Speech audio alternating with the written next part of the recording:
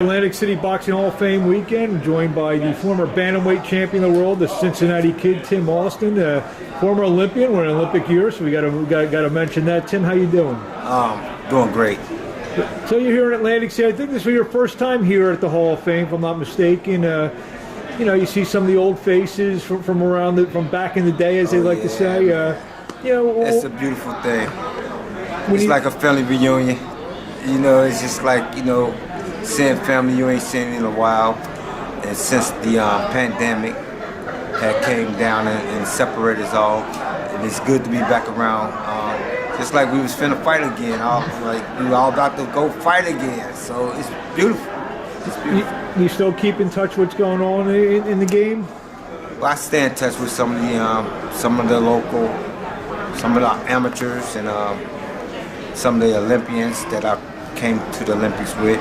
So we still brief talk. You mentioned some of the locals. Obviously, Cincinnati in the past decade with Broner and Robert Easter, or actually he's from Toledo. Rashid Warren, former Olympian, had a big knockout last week. You know, these guys, you keep in touch with them a little bit? Well, Duke Reagan just won the silver medal.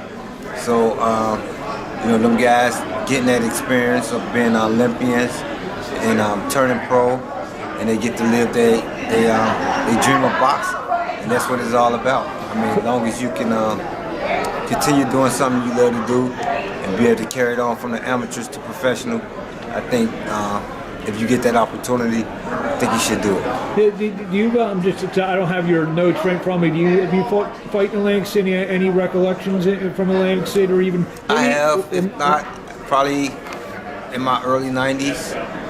If not, it's a possibility. You know, I have. Talk about your career highlights. What comes to mind if I said, you know, give me the one or two nights you most remember in your career? Actually, it's winning the title, and most definitely it's like defending it every time. So every time that I had to defend the title, it was a moment for my life. That was stepping in the ring and coming out of the ring and still having the title.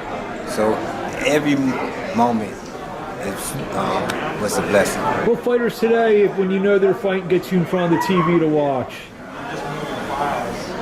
I mean, I'm checking it out, like all the fighters just about now.